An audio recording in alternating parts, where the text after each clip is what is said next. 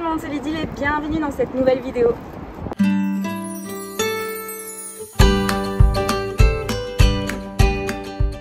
Il y a 2 mois, je suis partie sur la côte ouest des États-Unis et j'en ai profité pour vous filmer un des magasins que je préfère de loisirs créatifs qui est Hobby Lobby. J'ai déjà fait plusieurs vidéos sur les magasins de loisirs créatifs aux États-Unis, n'hésitez pas à aller voir. J'ai d'ailleurs fait une playlist là-dessus et donc je me suis dit que comme ça faisait longtemps, je vais vous faire visiter un petit peu le magasin.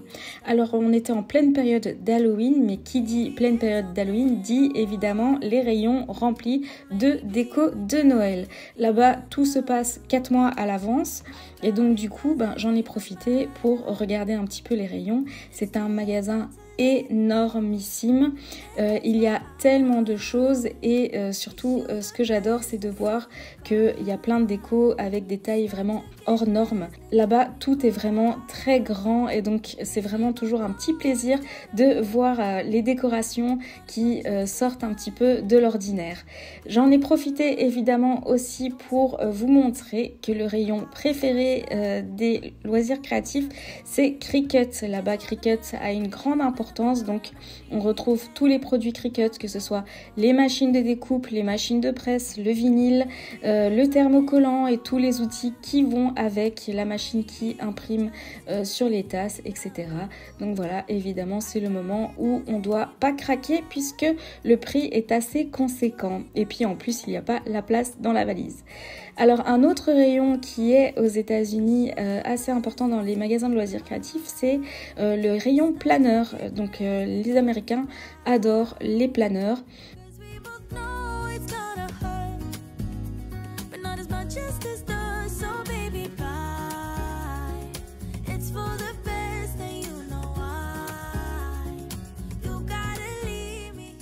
Et donc il y a toujours un rayon avec plein de planeurs, il y a beaucoup la marque Simple Stories, il y a évidemment plein de planches de stickers et c'est là en général que je regarde un petit peu ce qui pourrait m'intéresser pour mon scrap tout simplement.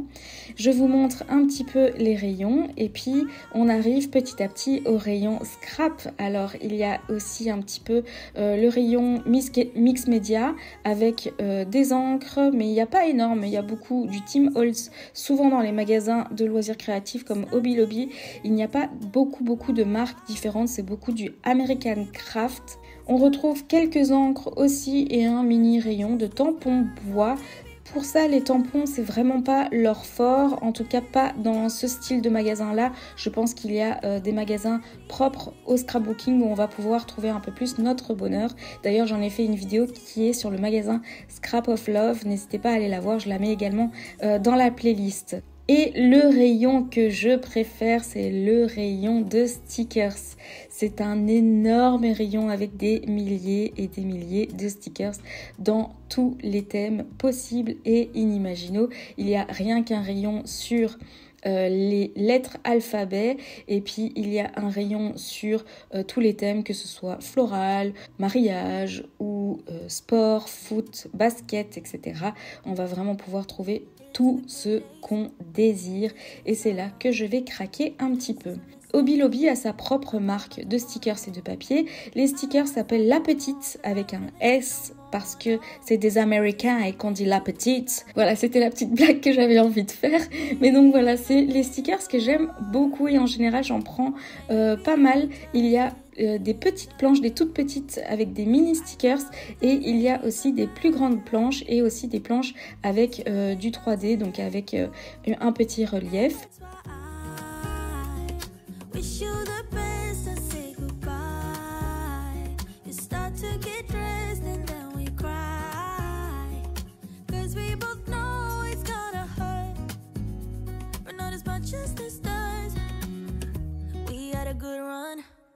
Don't say we didn't.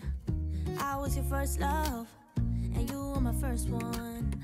Cheers to all the memories, the venom and the remedies, yeah. Promise I won't forget, yeah.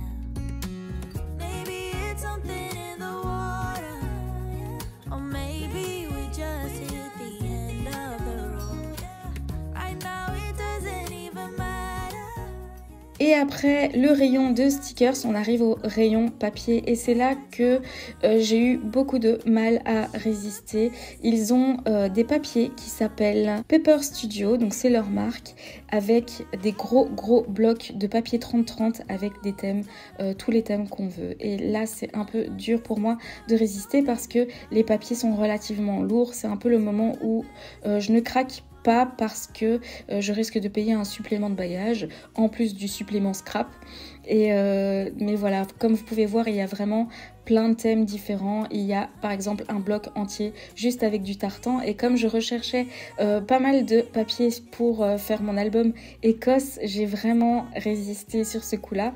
Je regrette d'ailleurs parce que quand je fais cette vidéo, du coup j'ai envie de tout acheter. Je me dis mais pourquoi j'ai pas acheté tout ça?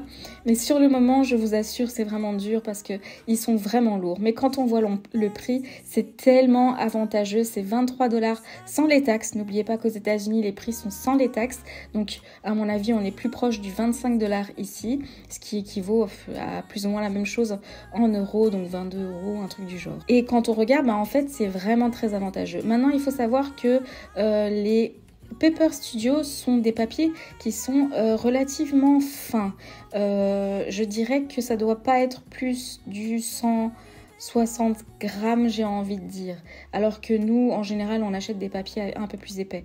Mais malgré tout, le poids est vraiment lourd. Quand je les ai pris en main, je me suis dit, mais je vais devoir soit en prendre qu'un seul et me restreindre dans tous les autres achats que j'ai envie de faire pendant ces voyages-là.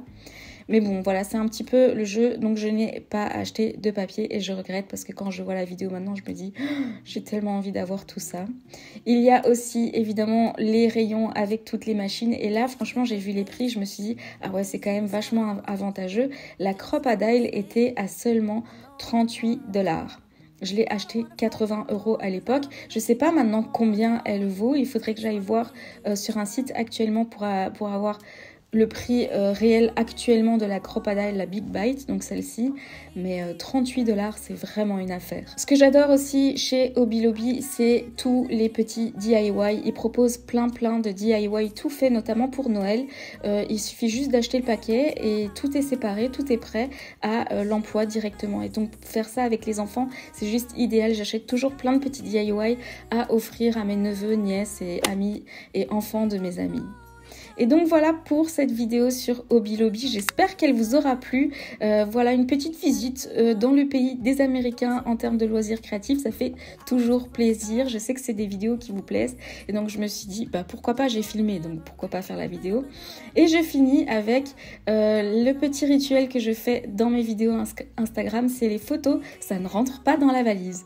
À très bientôt dans une prochaine vidéo.